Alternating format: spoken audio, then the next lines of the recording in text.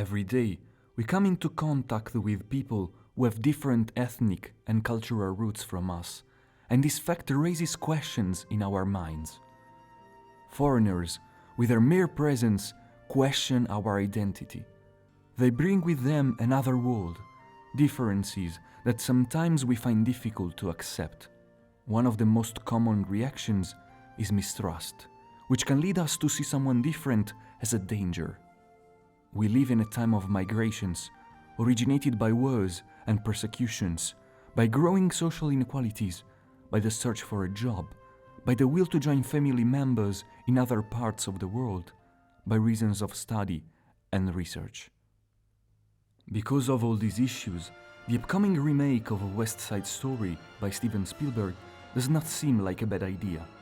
In this video, we will not focus on the great musical and directorial work done by directors Wise and Robbins, together with Leonard Bernstein, one of the greatest conductors of all time, but we will analyze the relationship between society and immigration in West Side Story, its origins, and how this connection is still very strong within the society of the 21st century. West Side Story is set in the Upper West Side of New York in the 50s. Here, there are two gangs of young people who compete for the same territory. The Sharks, composed of Puerto Rican immigrants, and the Jets, whose components have European origins. Despite the two groups try to make clear their cultural differences with insults and violence, their story is the same. They or their families emigrated to the United States in search of a better life. New York was a gathering and sorting point for wandering and seasonal workers, a place where huge skyscrapers, symbols of a capitalism, coexisted with slums. Precisely for this reason, it is and was considered the city in which the contradictions of American capitalism were summarized. The districts of the city were differentiated by the social classes of their inhabitants and underwent different and constant urban transformations. As the various communities became richer, they sought to move to more wealthy areas. The newcomers naturally resided in the worst possible conditions, in infamous commuter suburbs. In this difficult social and economic situation, gangs were born spontaneously. These boys developed deep emotional ties to the point of considering their gangmates as a second or sometimes first family. The streets where they grew up were their true home, and the members all identified themselves with nicknames. Each had its role and its specific importance within the group.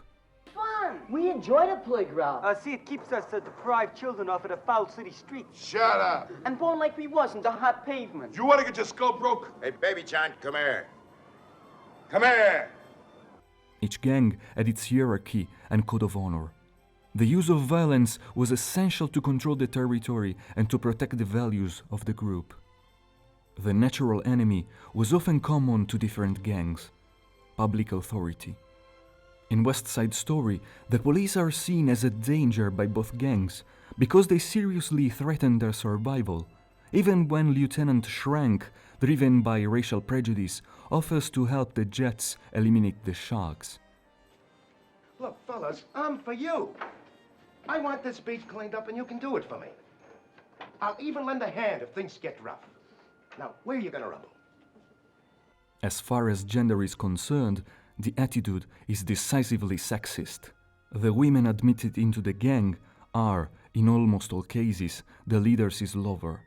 Any boys, a girl who wants to join the group at all costs, even though she behaves and dresses as a male, is mocked and made fun of by the others. The leader of the Jets, Riff, and the head of the Sharks, Bernardo, have charisma and excellent organizational skills, qualities that allow them to keep their groups together even during complex situations. In addition, they have a very strong bond with one or more members of their gangs. In the case of Riff, there is Tony, a former member of the Jets and his best friend, while Bernardo has his sister Maria and his girlfriend Anita. But the two gangs have another fundamental difference. All the members of the Jets are fully integrated within American society, whereas for the Sharks, this is not the case. Bernardo and his gangmates see the United States as a place to pass through and not a land where they have chosen to live. Bernardo lives on feelings and memories, idealizing what he left behind, a place he describes and identifies as his true home.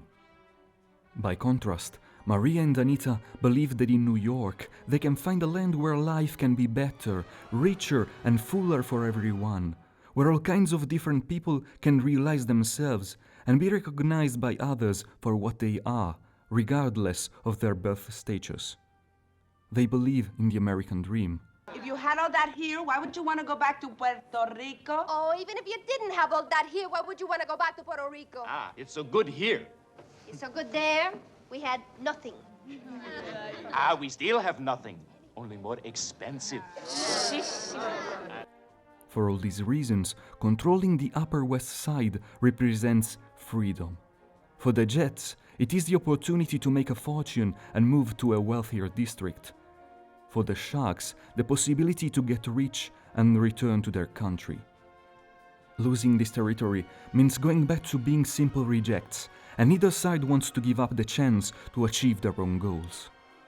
But in the midst of the battle, Tony and Maria fall in love. Everything else disappears, and they enter a dimension where divisions do not exist. They are not interested in fights, power, and wealth, because for them, love is stronger than any family bond, and it is the only possible antidote to hatred. However, Tony's sacrifice is necessary for the plot to raise questions about civil coexistence and the steps that a multi-ethnic society like the one of the United States must take to become more just and fair. One of the reasons why West Side Story has become one of the greatest musicals in the history of theater and cinema, besides the beautiful songs and spectacular choreographies, lies in its courage in dealing with important social issues in the America of the 50s and 60s. Spielberg's remake, other than celebrating the 60th anniversary of the film directed by Wise and Robbins, is going to be released in a particular historical moment, where migrations, racial and social issues are the center of everyday news and are often used in the propaganda campaigns of many politicians. West Side Story can once again deliver a message of hope. We are all human beings, and the physical and cultural differences do not set us apart. Because a modern society like ours needs a continuous cultural exchange to grow, to evolve into something better, and also to allow the creation of innovative artistic and social experiences. We hope you liked this video. What do you think of West Side Story? Have you ever watched it? Are you willing to watch the remake from Steven Spielberg? Let us know in the comments. Thanks for watching. See you in the next video. Ciao a tutti.